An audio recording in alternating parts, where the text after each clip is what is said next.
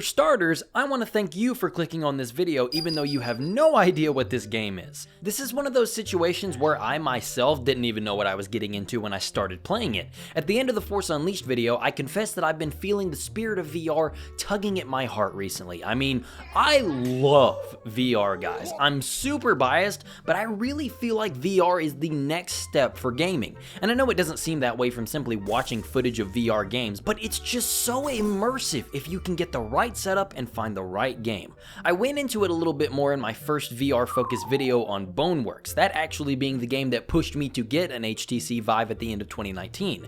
It was a Christmas present for myself that year, as well as also kind of a homecoming present for making it back from my 6th and most recent open heart surgery. Having Boneworks and Beat Saber more or less acted as my physical therapy for those months that I spent recovering, so I'm kind of biased now. Fast forward to now and I'm still giving my VR the attention it deserves with party games that I can bust out for our family game nights like Takeling's House Party, and I'm always on the hunt for things that Kelly and I can experience together. So Giants VR is a project that I very closely have my eye on, let me tell you. But the solo time with my Vive has been a little lacking. Thus, I set out to rectify that by looking to the place where all great video ideas on this channel begin, my Steam wishlist. I browsed and browsed, saw a game or two that looked cool, but then caught this game while it was on sale.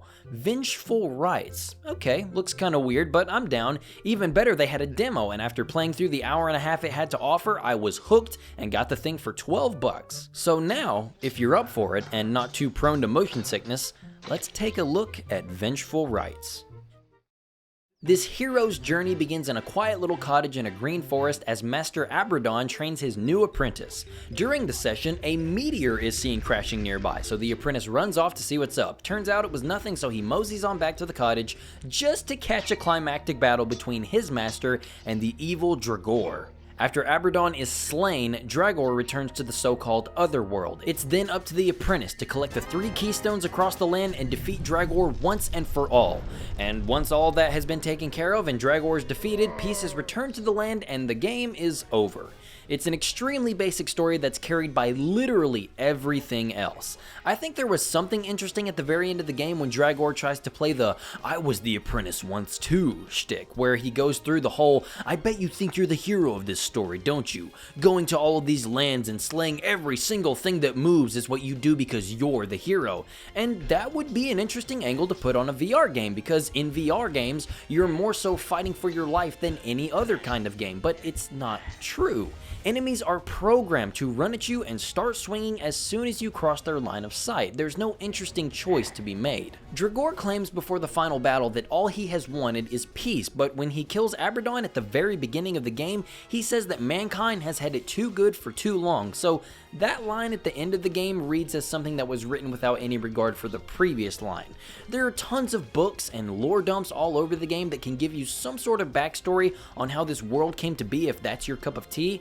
It doesn't hurt anything by being here, but it's undeniably more entertaining when the player is involved with the storytelling. If the headset you use has a microphone, the game will recognize speech patterns and can allow you to engage in the story yourself. Of course, it's just choosing which dialogue option you want to say and then speaking it out loud, but I genuinely think that this gives the player a greater connection to the apprentice, when it actually works, of course. Any ideas where I should start looking? Any ideas where I should start looking? What else can you tell me about this place?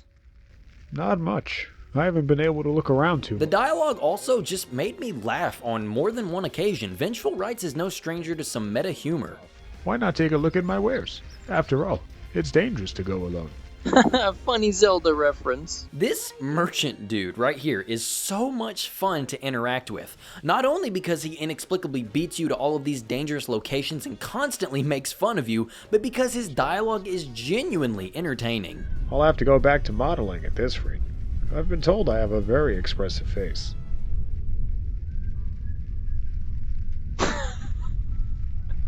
Oh my god. And it's not just the merchant. This line from Abradon's ghost at the end of the game had me rolling. Alright, I'ma head out. There aren't too many characters that you get the chance to converse with, but what we do get here is entertaining. I wish I knew the ins and outs of the voice recognition system because there are some words that seemingly trigger specific things to happen. Like I straight up broke Abradon's ghost right here, and he started using dialogue from the merchant. I have to go now. Okay, bye. It is nearly depleted. Master? Bye. Hello. Step right up, adventurer. I'll see you soon then. I have to go now. My spirit is nearly depleted. Make haste, my prince. There's no time to... What? You'd also be forgiven for not realizing that they're different people, because there are only 3 or 4 different people to voice the entire cast of enemies, bosses, NPCs, and the narrator. You can definitely tell when these voices overlap, but it's never anything that impacted my enjoyment in the slightest. And I enjoyed this one a great deal, and the biggest contributing factor was all the fun things that the player has at their disposal in combat. In typical VR fashion, combat is entirely motion-based, meaning that when you swing your sword, you obviously have to swing your sword. Weapon types are limited to swords, scepters, and bows. Swords focus on big physical damage and using skill to outplay your enemy. Scepters boast slightly less physical damage but have the ability to shoot magical bolts as projectiles. You can even combine all available charges into a single shot for big magic damage. And bows are the weapon class I use the least. I tried several times toward the beginning of the adventure, but the aiming felt a little strange to me. I could never keep my hands steady enough between firing attempts, so being precise was always out of the question. And when I'm this close to the enemy running away from them, I don't know why I wouldn't just pull out my sword. And if you can sneak up on an enemy and deliver a good strike, you're awarded with a decent damage multiplier. But when that doesn't work because enemies have kinda wonky eyesight parameters, it's time to engage in swordplay.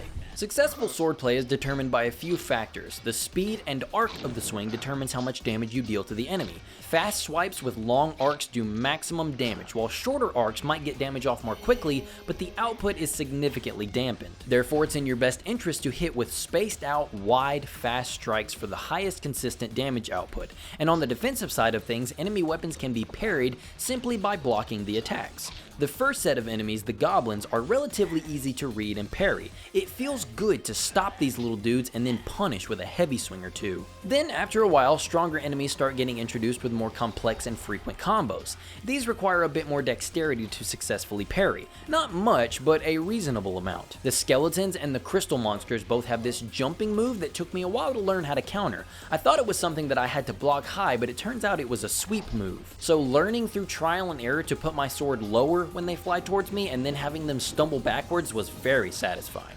Enemies in the later parts of the game feel more interesting to fight and defeat altogether. The Crystal Boys, like I mentioned, feel like a natural escalation for the melee combat. The Goblins allowed you to swing pretty much anywhere. Some have armor that reduces damage taken on certain parts of their body, but it's easy enough to ignore all that. Skeletons up the danger levels by having faster attacks and dealing more damage, but they can still be taken down by attacking them anywhere. And then the Crystal Monsters have crystal weak points on their bodies that have to be hit a few times a piece to take them down. I think they're placed randomly, but they're usually on the chest or the torso, and every so often there are those that have a crystal on their weapon hand, which is moving around quite a bit. It forces the player to be more deliberate with their swings, which is great. But then we come to probably the biggest part of the combat system: the magic disciplines. At the start of the game, you have access to 4 basic spells, equipable on either hand and activated with unique gestures. All of them start by selecting the spell and then squeezing the trigger to begin casting. Restoration is a basic healing spell that's activated by pulling the spell into your chest. Protection is a shield that appears after quickly twisting the wrist. It can more easily block melee attacks and even bounce enemy projectiles back at the opposition. Destruction magic is a very basic fireball that damages enemies within a small radius. Kinesis allows you to levitate objects in the world for a number of things, whether that be to access secrets which contain extra goodies, bring enemy drops like apples or mana potions to you for a quick pick-me-up, and my personal favorite, grabbing and controlling enemy projectiles. I didn't find out about this feature until much later on, but once I did, it was my favorite way of attacking enemies. I already had a habit of using the shield to reflect projectiles back at the enemies, but that came with more than a few instances of standing in one place and slightly changing the pitch pitch of my hand to make the projectile fly back into the enemy, which was fun, you know, but once I discovered this, it was all over for the enemies. But wait, there's more! After the player goes along on their journey, they'll come across these spell shrines, and after a short brain teaser, a new spell will be unlocked for one of the disciplines. And these spells have way more utility in and out of combat. Some are a little more useful than others, like I don't want to undersell the protective barrier you get from the protection discipline, but I only found a few scenarios it was good for. Restoration can cast this area of effect spell that can make these flowers grow in the environment that lead to extra paths and goodies. Plus this throne spell that converts dealt damage into health restored. It was neat, even if I didn't find much use for it. But Kinesis gets spells like the Kinetic Pulse, which can move rubble to clear paths and even knock down enemies for a critical hit. The Grapple Swing doesn't get much chance to be used since you get it so late in the game, but it still puts a good use for the short time it's available. And good lord, Destruction ends up being too much fun. Fireballs are fun to use, but they aren't as personal, so to remedy this, you eventually find the ability to shoot continuous fire from your hands. And then towards the end of the game, you gain access to ice and electricity elements that you can utilize in the same ways. And on top of that, you have the ability points you can allocate and spend throughout your adventure. You have 3 different trees you can dump your points into: Archery, Magic, and Swordplay. If you unlock every perk for one tree, you gain access to a special perk for that tree. I focused on Magic and eventually unlocked advanced spells, and let me just tell you, it is so satisfying to become this all-powerful mage and tear through enemies with advanced magic.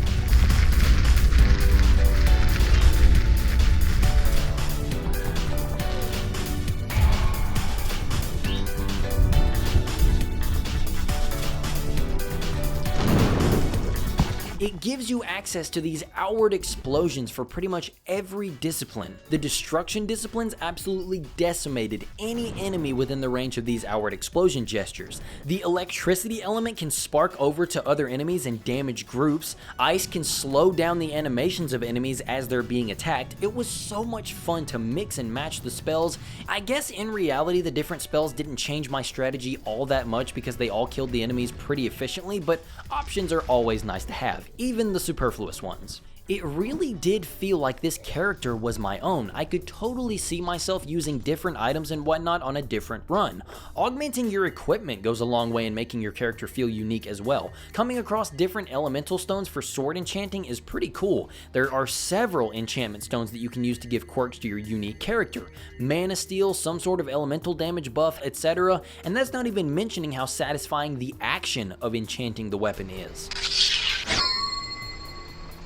There are these stones that you can imbue rings with to get some powerful passives. Each stone has 2 potential perks you can choose from, and you get them by fusing it with either a gold or iron band. You can bling yourself out with 4 rings in total, and it really surprised me how much build customization there is in this game. And that's not even to mention the secret weapons you can find. These were some of my favorite moments in the whole game. So at the very first merchant stand you come across, if you're a curious player like myself, you'll notice the forge, and if you look at the recipes, the only one available from the jump is this sword called Vengeance. But you see that it requires so much iron and these items that you have no idea what they even are, but you remember that. And as you go along your journey, you come across these little guys called Watchers, and they do a funny when you kill them. Oh, what a world. But they also drop those items. It then clicked with me that I must find and collect all 7 of these things so I can forge this sword because it must be special. So I did, and when I did, it felt so good. And it felt even better after enchanting that sword with a double damage enchantment. Then the other one that made me feel like a genius was Ungodly Island. After clearing out some enemies and coming across this conduit that shoots a beam into a mountain way up above my head, it became suspicious. There's a crystal that could restore the energy right here, but there's no way to get the energy beam to it. Plus, there's a suspicious hole in the center of the area, so after proceeding and finishing the next puzzle a good little walk away, I noticed these crystals. These have been the main puzzle element for this area and can redirect those beams, but their altitude can't be changed. They stay at the same Y coordinate no matter what. My brain started whirring and I started dragging this thing out of the intended puzzle area and over my head back to the previous area. I lined it up and powered the beam up, and it worked. Out of the ground, a brand new scepter rose. I felt like I had outsmarted the game here. To all future game devs out there, this is the kind of thing that makes players fall in love with your games. I will remember this game forever because of this little interaction. By the end of the game, I was rocking the Vengeance Sword that decreased magic regeneration cooldowns, the Scepter that did the same exact thing, and a ring that reduces enchantments cooldown by 10 seconds after every enemy defeated, throwing around powerful spells whenever I pleased, and swinging a boosted version of the strongest sword in the game. I was decked out. It was such a joy to discover things like this and build the type of character that fit my playstyle. I was so happy that every time I intentionally went off the beaten path, I was rewarded with something that I could actually put towards improving my preferred playstyle. Magic apples that increase my maximum health, mana deposits that increase maximum magic, and destruction shrines that up the damage of my destruction discipline. These things started to become more common as the game progressed as well. More interesting powers are given to the player, more interesting enemy types are shown, and the boss fights, oh my god, the boss fights! The first few bosses are kind of mid if I'm being honest. I think the weakest one is definitely the Spider Lady boss. It's just the most clumsy. She's too strong and aggressive. Having her chasing you down while also avoiding the smaller spiders appearing at the edges of the arena while also avoiding poison pools on the floor, it's too much. The boss can be parried with the shield, but the spiders in the back can get pot shots on you while you're trying to damage her. And when you go for the little ones, the big lady is rushing you down. Meanwhile, burning through your small mana pool is a serious concern. There is a regenerating mana crystal in the arena, but that's also something that has to be ran over to and touched. It's not absolutely abhorrent, like I'm not offended by it or anything, it just feels very clumsy compared to almost every other boss. This giant rot golem wasn't difficult once I figured out what I was supposed to do, but it didn't do the best job of conveying the correct way to beat him. I assumed I was going to use the knowledge that I just got with the pushing of these red crystals to destroy his core, but that wasn't it. Instead, I was supposed to put them in these very specific spots where he'll slam the ground with one of his hands. Again, not bad, just a little undercooked. There are a couple of really good one-on-one duels with unique gimmicks. One with a vampire that turns into clouds of bats that have to be blocked with a fire hand. These were neat, for sure, but I think my favorite ones were more so the spectacle boss fights. The giant fire monster in the other world was so much fun, swinging from point to point until you get the chance to hop on his back and pump him full of lightning and then get yourself out of there at the last second was a ton of fun. And then the tree boss was really cool to take down too. The fights that are more so puzzles were the ones that stuck with me, and the same for Dragor's second phase. It felt really good to deliver that final blow. It's not just the bosses either, the puzzles also get better the farther along you are on this journey. These were honestly never awful. Well, this crystal wall before the rock golem wasn't explained as well as it could have been, but eventually I figured it out. The game has a good variety of brain teasers. Each encourages the player to explore and ask questions, which plays to the strength of what makes VR special. Of course, the game doesn't have the visuals of a Sony AAA first-party extravaganza. It's all due to very basic textures and simple-looking geometry. I couldn't help but notice one of the later stages try its hand at a directional light source to represent a setting sun, and I kinda like how it turned out, even if it felt like the frame rate struggled because of the new lighting effects.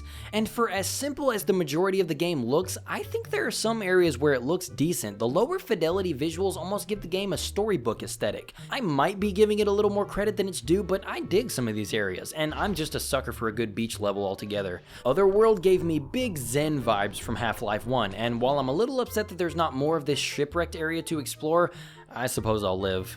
You know, after completing this game, I was very surprised to see that it was such a small team for the most part.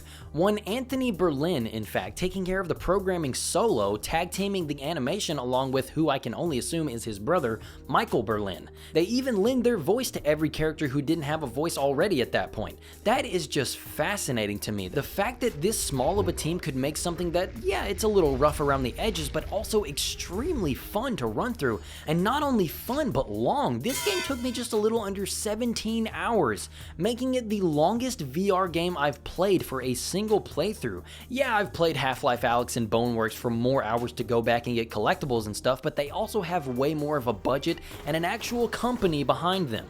But I want to know more though. This Anthony and Michael Berlin duo, I want to know how they created such an impressive and open game with such a small team.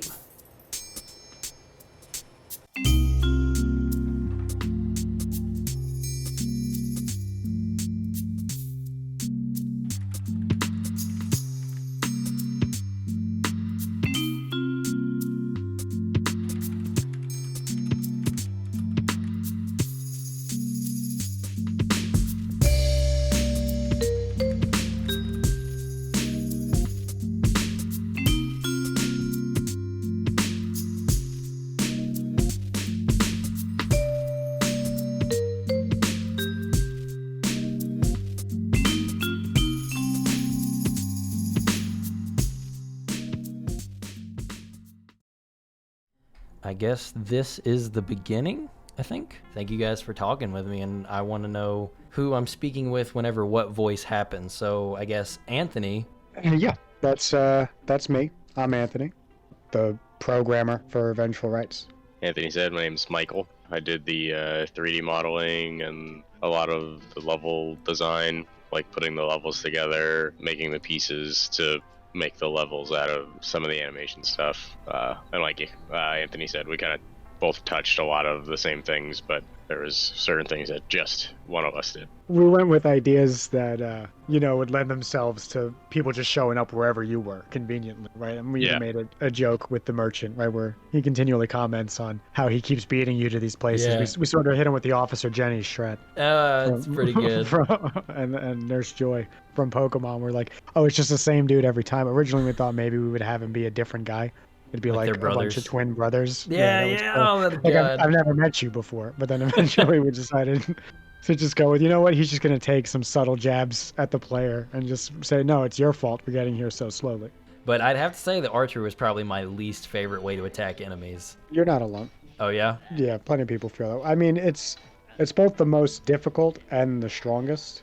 That's really? How we balance it out. Yeah, because if you get headshots, and especially if you set for your arrows on fire, for example, then you could kill most enemies in like 1 or 2 headshots, especially if you do it from stealth, because you could hit them long before they even know you're there. And then at the very end of the game, whenever he's given his like little final speech, he's like, I bet you think you're the hero of this story, and you just go into all these places and you kill all these things because you think you're supposed to. I would have loved for that to have been a choice, but it's a video game, so all the enemies aggro you as soon as they see you and stuff like that. We thought about that, yeah. And we thought about giving you some sort of choice at the end when he's presenting you with that, where you could go, you know what, maybe I'm going to side with him. But like you said, we hadn't really given you a choice earlier. Like that kind of thing would make more sense if you had choices throughout the game that could sort of build up to it. But it'd be pretty weird if you're like, hey, I just genocided several hundred goblins and skeletons and elementals. And you know what? I'm having a change of heart now at the end. So we just said, you know what?